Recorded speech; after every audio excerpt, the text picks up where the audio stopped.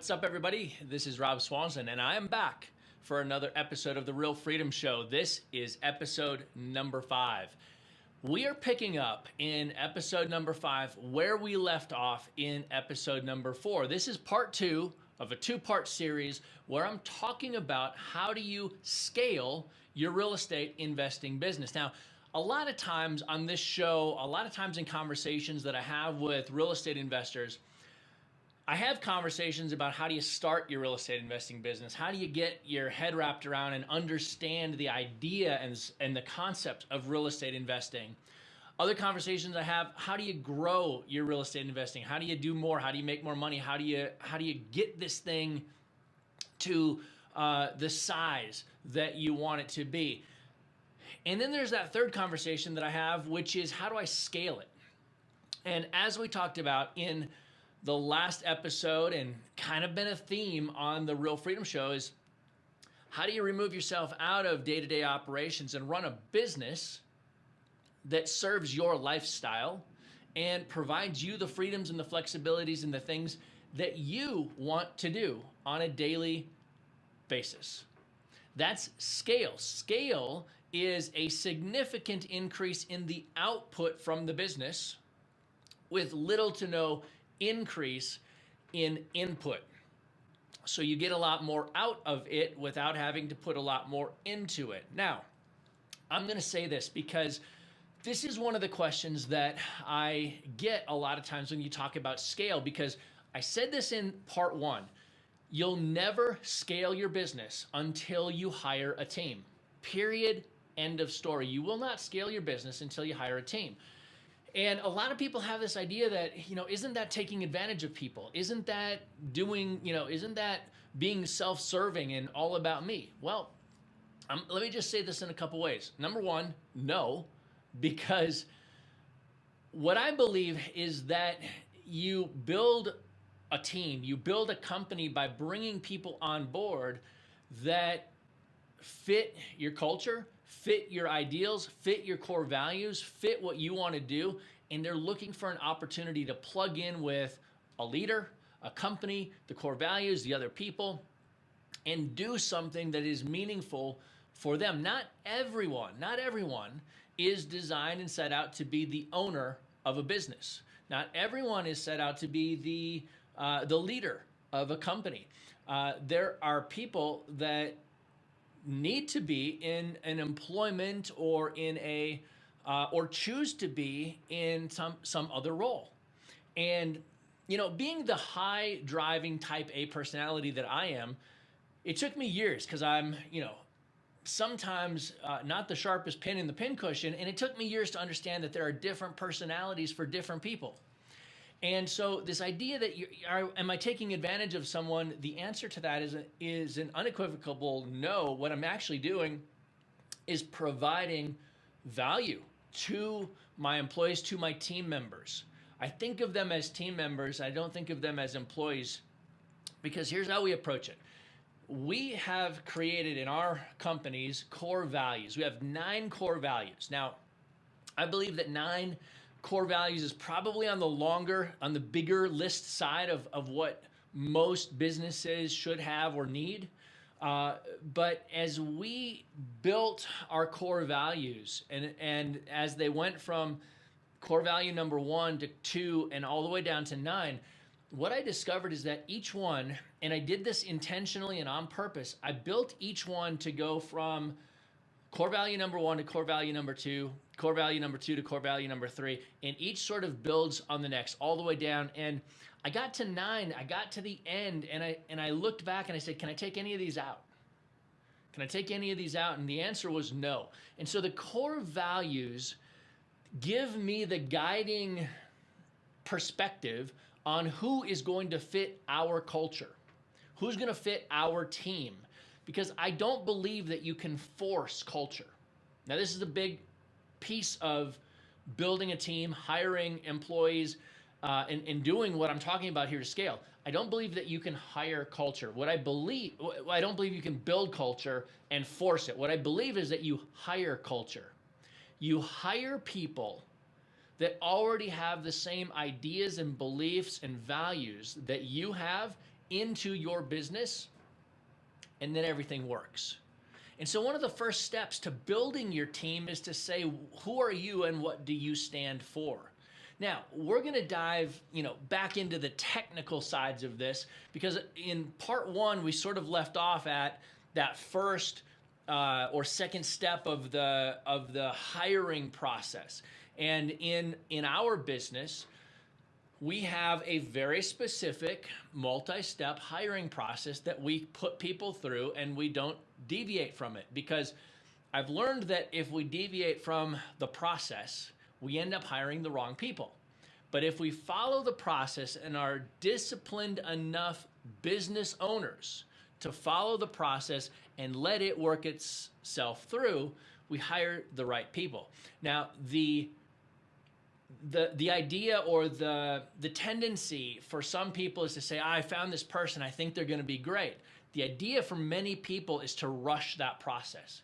And, after hiring and working with a lot of people for a lot of years, my suggestion to you is slow down, hire slow, make sure that you're hiring the right culture. And then if you've made a mistake, and sometimes you do, it's best for you, it's best for the business, it's best for your other team members, and it's best for the person that you made the mistake in hiring to make a switch and make a change. And sometimes that's moving them to a new role. Sometimes that's parting ways, and that's okay. And you have to do it as a business person. And so, as we dive into these next steps and talk about the steps, I want you to remember, don't rush the process. Building a team, scaling your business, bringing the right people on board, culture, and what is fun about being in an office environment is when you can focus on those things and say, you know what? I know exactly who I want to bring on board. One other real quick note on that component. How do we evaluate our people and our team and our employees? Well, we have a thing called the People Analyzer, and we have all of our 9 core values listed down, and then we have all of the people that are on our team.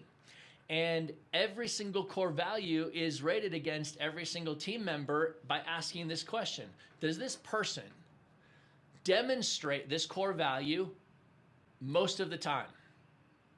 Actually, let me back that up. All of the time would be a green light. Does this person demonstrate this core value most of the time, or does this person not demonstrate this core value most of the time? So we go green, yellow, red. They demonstrate the core value all the time. They demonstrate the core value most of the time, and they do not demonstrate the core value most of the time is red. So green, yellow, red. It's how we take stock of, do we have the right people? Is this the right fit? Are you culturally and aligned in core value and thinking this the right fit for us? So I suggest you do that. Build your core values, figure out what they are. 9 is probably the most. And I would probably think between 5 and 7 core values for most companies is good. Figure that piece out. And then all of this other stuff starts to become easier, because as you start to post your job ads, which was step 1 in part 1, we picked up there, post your job ads, and then begin to review the applicants. And if you remember from part 1, what we talked about was giving the applicant specific instructions on what they have to do in order to apply. And I usually ask for 3 things. I ask you to write me a cover letter that tells me why you would be a great fit for this job, why you would be a great fit for this position based on the job description you just read. That gives me the ability to quickly evaluate, number 1, did they understand the request? Number 2, did they follow through? Did they look at the job ad and answer the questions as it relates to why they think they would be a good fit? And number 3, it allows me to read their communication style. Can they write? Can they communicate? Do they present themselves well? That's why I ask for a cover letter. Number two, I ask for a resume in a PDF format. And I specifically ask for a resume in a PDF format because I don't want a Word document. I ask for a PDF. If you can't follow instructions in the first interaction, you're not going to follow instructions later. And number three, I ask for the salary history. What is your salary? Not how much you want to make, not your salary requirements, your salary history. Tell me where you've been in the past. Now, I do these three things, and if someone is incapable of submitting those three things on the first application, their application is immediately marked application rejected. They couldn't follow simple steps, right? And I don't have time to waste time with people that can't follow instructions. So that's the first one. And so step one, review the application. So how do you scrub? Right out of the gates. Did they do those three things? Any application that did not do those three things, cut. It's going to be hard. You're going to think, oh, but this one looks really great. This person looks wonderful.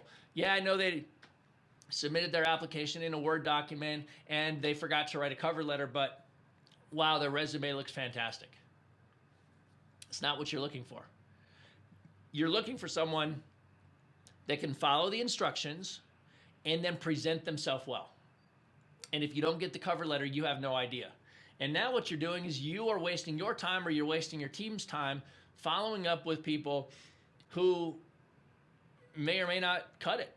And here's an interesting thing. So we're in the process right now. I'm trying to hire in our business right now. We have around 16 people, 15 or 16 people in our company right now, and I'm looking to hire, and I need to hire about 3 more right now for a couple of various roles, 3 to 4 actually, sooner versus later. And so I was going through this interview process for a sales position, and I initially, the guy submitted everything, submitted cover letter, submitted resume, submitted salary history, did the thing. He made it through cut number 1. And so I marked that lead status as made it through cut number 1. So I called the guy, got him on the phone. I called the guy because I believe that there's no better thing that I can be doing, especially in a sales type role, than me getting on the phone and finding the right people. Because I know sales. I know the sales process. I've led sales teams. I've done this for years. I want to make sure that I'm getting and cutting the chase to the right people. So I call the guy. He answers the phone. I say, hey, my name is Rob with Real Estate From Anywhere. I'm calling about your job application that you just recently submitted. Is now a good time to chat? And the guy was a little rude and a little bit abrasive. Now, mind you, I'm calling for a sales position. Little rude, little abrasive, and says, actually, no, now's not a good time. Now, I can respect that. I can understand that if he's working at a current job. So I said, oh, okay, I must be catching you maybe at your current job, and you're not in a position to really talk right now. Is that kind of what I'm hearing? And he said, yes. I said, okay, great. Why don't we go ahead and set up a conversation for tomorrow? What time works for you? Does noon work? So I called the guy the next day. 24 hours later, I called him at noon. Jump on the phone.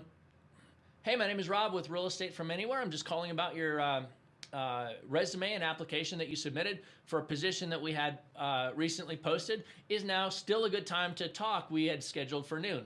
And he said something like, yeah, I guess it's okay. And then I said, okay, well, great. Well, hey, tell me a little bit about yourself. Tell me what tell me what kind of a career move you're trying to make. And he's like, well, who are you calling from again? Which okay, reasonable. Reasonable request. If he submitted a whole bunch of applications, there's no way he remembered applying with Real Estate From Anywhere. I get it. So I said Real Estate From Anywhere. I told him the position. And then he's just, again, rude and kind of abrasive. And then all of a sudden he just says, hey, hold on a second, sir. And then he just cuts the phone. And I'm sitting there thinking, are you serious, dude? Like, this is a job interview. And so I wait about 20 seconds. He comes back and he says, sorry about that. I had something personal to deal with. And this was my response. I said, hey man, I gotta ask you a quick question. Do you realize that this is a job interview for a sales position? Because you're doing a crappy job of selling yourself right now. Click. He hung up on me. Guess what? I just saved myself a whole bunch of time by calling out his BS. He hung up on me. I marked his application rejected, moved on, haven't thought about him since, except telling you the funny story because I thought it was kind of fun. It made me chuckle when it happened. It still makes me chuckle to this moment. Like, come on, man. This is a sales job. Sell yourself. Don't be a moron. But whatever. He was maybe having a bad day. Probably a really great person. That's my guess. Just a bad day. Totally a bad day. So we get to review applications. First interview. The first interview you call, and you either try to have that first conversation right when you call, or you schedule it if they're unavailable, but they did make the cut. You schedule something, and the first interview is a 15 to 20 minute conversation, no more, no less. 15 minutes. Well, it can be less. If you discover that they ain't gonna fit, cut it short. Don't waste your time. Okay? They're not gonna know that they're not a fit. You're gonna know that they're not a fit if you've identified your core values, you get into the conversation and you realize, wow, this is gonna be a complete waste of time. And so just cut the interview short. 15 to 20 minutes on average for an applicant that you figure out, okay, this is kind of reasonable. The goal of this conversation is to do two things. The goal is for you to hear them communicate and tell you what they are looking for. So get an insight into their goals, into their background, into who they are a little bit. You just want to hear them talk. And the other goal is for you to share the position and what they're applying for. Okay? Your job as a hiring person is to sell your company and to sell the opportunity. Okay? If you see good, great talent and you want them, and you're not sure yet. You're not sure in a 15-minute conversation, but they've made the cut and they don't sound too bad. Your job is to sell the opportunity and to sell you and your company. And yet, what I do at the same time is I say, here's what the job entails. Because I want to be completely transparent and I want you to know if you're applying for a position with me or my company, I want you to know what the job entails so that you can evaluate and decide it's not right for you. Because if I tell you that the job entails, X, Y, Z, 1, 2, 3, these bullet point items, and you say, oh man, I don't think that's right for me. You just saved me and you just saved yourself a whole bunch of time. And that's what you're looking for. So a 15-minute phone interview to figure out who they are, hear their communication style. If there's a sync, if there's a connection, if there's a link, you're going to move them to the second interview. Now, the second interview is going to be an in-person interview. The first one is over the phone. Now, if you're hiring a remote team, the second interview is going to be either via Skype, going to be via GoToMeeting, going to be through some video conferencing, or preferably if they're local, in your office or at a Starbucks or wherever that situation warrants. But it's a face-to-face or a video conferencing type of a deal. Don't cut this short. You've got to see the person. You've got to see their mannerisms. You've got to be able to read body language. You've got to be able to see them through this process and get to know them and let them see and get to know you as well too.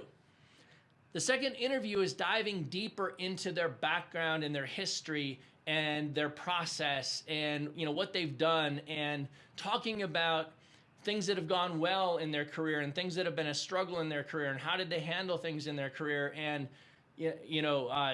other team member interactions, and it's talking about all of these things. It's also talking about the core values. So in the first interview, I asked most applicants to go read our core values. And on the second interview, So first one, 15 minutes. The second one, face-to-face. One of the questions I ask them is, hey, so what did you think about our core values? If they did what I asked them to do, they're going to say, oh, I thought it was great. In particular, any of them stand out to you? In particular, XYZ, right? So they can at least talk about it.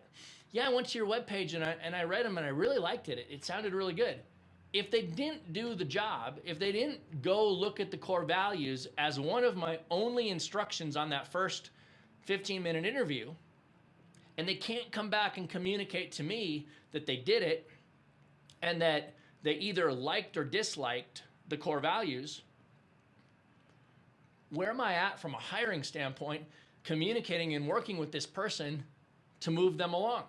Because I don't create culture, I hire culture. I determine what I want the culture to be, and I bring people into the business that are already aligned in that thinking. The core values are already there. So interview number 2, in person, this can last anywhere from 30 minutes to an hour, okay? 30 minutes to an hour, just depending on how the flow is going. Did they do that core value review, talking through that kind of stuff, talking more about the position, getting feedback from them, hearing about their past experiences, diving in. Now, if I'm hiring a salesperson at this point, at this moment in time, now this is sales specific, but what's the first person from part 1 that you have to hire? It's acquisitions, it's a salesperson. What's the third person you have to hire? A dispositions, it's a salesperson. One of my favorite things to do is in this first face-to-face interview, as we get in, about 15 or 20 minutes in, here's what I'll do to them. I'll say something like this. Hey, Jim, I got to be honest with you, man, we are looking for rock stars to join our team, like proven sales rock stars. And I got to be honest with you, I'm not totally feeling it. And then I just shut up. And I sit there. Because one of two things is going to happen. Either they're going to say, oh, I'm sorry. What could I do better? Man, maybe this isn't right for me. Or they're going to say, listen, dude, I don't know what conversation you've been in for the last 15 minutes, but I am the perfect guy for this job, which is exactly why I submitted my cover letter and told you, and I've continued to sell you on exactly why I'm the perfect guy this entire time. So I'm not sure what you're hearing, but you're wrong. Response 1, response 2. Which guy are you looking for? Or gal are you looking for? You're looking for the person that will fight back and say, no, you're wrong. Because if they can't handle rejection in the interview and they just believe you and they cower away, they're never going to be able to sell anything. Now that's sales specific, right? If I'm hiring an executive assistant, if I'm hiring a bookkeeper, if I'm hiring administrative, if I'm hiring different people, then I'm not going to do that. But that's one of my favorite things to do when I'm hiring sales. And sales is the lifeblood of any business. Sales is the lifeblood of any business. So the most important hires that you're going to make are salespeople, because when salespeople are producing revenue for you, you as the business owner get to run the business. Okay, interview number 2. From there, what we do is we test the applicant's skills. And usually this comes in this second interview. Sometimes it comes post the interview. So after the interview, we'll have them go take a little test, or we'll have them do something depending on what the position is. And after that second interview as well, we send them to take an online DISC personality profile test. It takes about 10 minutes to complete roughly, and it gives me a great insight into this person and how are they wired. So DISC is broken into 4 quadrants. It's D, I, S, and C. Dominance, influence, kind of what's called a supporter role, and then a conscientious or attention to detail, DISC. And so on the top, the D and the I's, those are your extroverts. Those are the people that, man, they're extrovert. They're out there. They're outgoing. Can you imagine whether I'm an extrovert or an S and a C below the line, introvert? Okay. The D's are the dominant drivers. The I's are the influencers. They're the party in the room. The S's are the supporters. They're always looking to get behind somebody that they can support and help the cause. And the conscientious, the C's, are attentive to the details, and they want to do it right, and they've got black and white processes to follow. So if you understand you've got these different things, D people ask when. Ask my team. I'm a high D. Like, I ping the D all the way to the top, and then I just drop off. So I'm a D, and I ask the question, when? When will it be done? Don't tell me how, don't tell me who, don't tell me why, just tell me when it's going to be done. That's all I need to know. I's ask the question of who's going to do it, because they're people, right? D's are task people, and I's are people. And so you've got your extroverts, your D's and your I's, and then you've got your task oriented and you've got your people oriented. The S's ask how. How should I do it? Because they want to be supportive. They want to do it the way you want them to do it. They really are concerned about doing it right for you. And so they're an introvert that is people oriented. They care about what people think. And then the C's are introverted, but they're task oriented. And their question is why? Why am I doing this? They want to know the details of why. So when, who, how, and why. And so you've got your extroverts and your introverts, your task-oriented and your people-oriented, and then your grouping of questions. So once you understand these basic frameworks and you give an applicant a disc test, and that disc test comes back, and people are blends and mixes of these different characteristics, and there's multiple profiles across the disc test, you look at it and you can say, oh, that makes sense. Okay, this person is heavily extroverted, and here's their question. And then I typically buy a report that's about a 30-page report that tells me, how does this person think? Okay? In a sales role, you want somebody, sales specific, you want somebody that is a high D. Period, end of story. They've got to be a high D. Now, they can kind of balance across some of the others, but D needs to be high on the scale, and it needs to be one of their highest traits for sales. Because here's what happens if you don't have a dominant person in sales. They won't close the deal. They won't drive it to the finish line. Everybody might like them, but they won't get it across the finish line and get the sale done. And so in sales, you're looking for a high D. Like now for an executive assistant, you're looking for an S and a C, right? And so the second higher, executive assistant, you're looking for somebody that's more of a blend of these things. Okay, you want an executive assistant that'll get the things done, the D. They got to have that D component, but it doesn't need to be at the top of the list. It can be somewhere in the middle of the chart. The I, they need to be a people person because they're interacting with people on your behalf all the time. They need to be a supporter, right? They've got to support you in your goal, and they need to be attentive to detail because they got to do it right. And so we have them take that disc test between the second and the third interview. The third interview is, once again, an in-person interview. We bring them back in again. Now we talk about their applicant test. We talk about their disc test. And we ask a lot of questions. We get their feedback on what they thought of this process. We ask them what questions, concerns, fears have come up about thinking about this position. We ask them if they think that they can handle the position, right? We're having all of these conversations that are really all about us just getting to know them. Now, this is where we also, in this third interview, we start to share more and more and more details about the position, because here's what I want to have happen.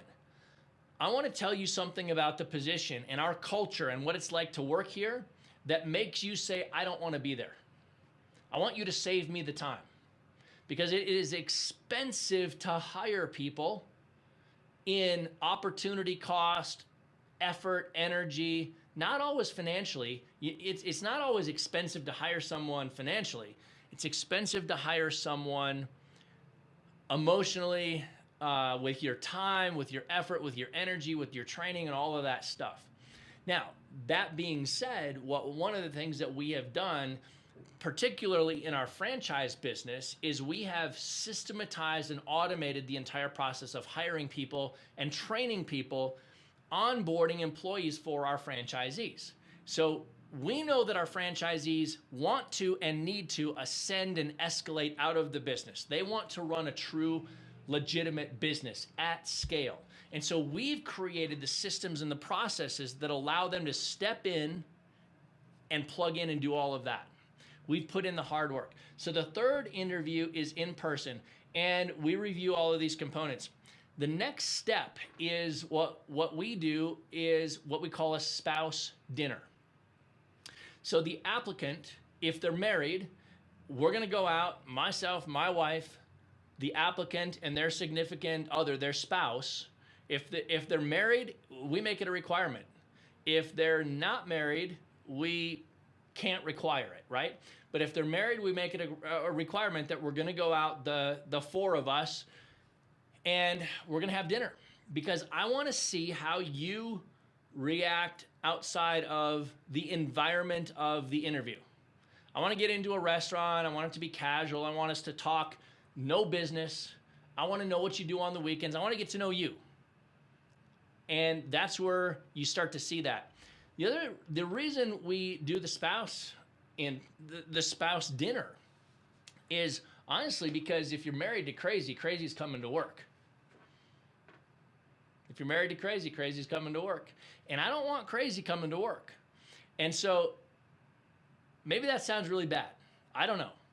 But the reality of the whole thing is, like, I'm bringing you into our team. And so I got to understand the whole picture of like what's influencing you and affecting you on a daily basis. And I want to get to know you outside of a work environment, outside of an interview process, because I want us to be a fit. I want you to be a core value fit, a cultural fit, because I hire culture, and culture is what makes the company fun. It's what makes this all worthwhile. And so at the dinner, my wife and I have this little trick. We get about 3/4 of the way through the dinner, and if my wife is feeling it, now she's very intuitive. She's very smart. I call it, she does not work in the business on a day-to-day basis. She hasn't since my oldest daughter was born almost 20 years ago. But my wife, we call her the VP of Human Resources because she's very intuitive with people. She's a high S. She's an introverted people person. She's a supporter role. So she's very intuitive.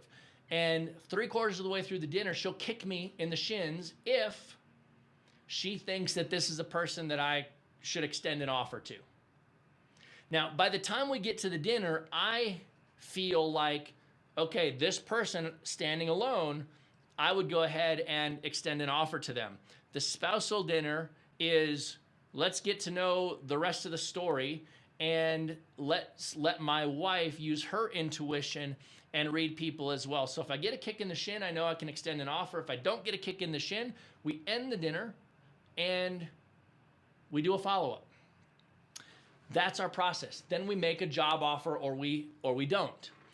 And this is our hiring process to put the right people on the bus. Now, we haven't talked fully about compensation plans and how you can hire and compensate salespeople and how you motivate salespeople and how you do all of these various different things, which is a really fun conversation, and we'll do that on the Real Freedom Show.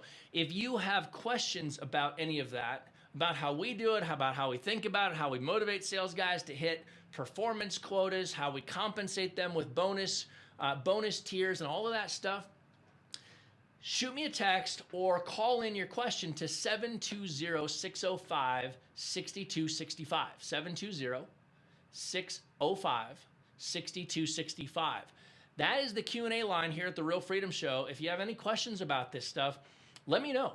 We'll come back in an Ask Rob Q&A session on future episodes, and I'll pull these Q&As back. If you have a question, let me know, shoot it in, and I'll come back and answer it. This brings us to the end of the hiring process. This is how we do it. Part one, part two. This is how you scale your business. Now, I have learned, and I said this in part one, that so many franchise owners, not typically your mom and pop folks that want to work in the business. There's a lot of franchise buyers that do that. But as we've developed our franchise system, I have come to find this entire new world of business owners out there that are franchise business owners. And the reason they buy a franchise, as I've said before, is because they buy the system and then they insert a general manager, somebody to run the system for them. That's how you create real freedom in your life. Get into a system, follow a process, do the things in business that work, that allow you to start to build a team, produce revenue, increase your margin, enjoy life. That is real freedom. And friends, my name is Rob Swanson, and this has been episode number 5, part 2 of our series on you'll never, ever scale your business and grow until you hire a team. I hope you got a ton of value in this whole process. Listen to it a couple times. Take some notes. Ask some questions. We'll see you in the next episode. Bye.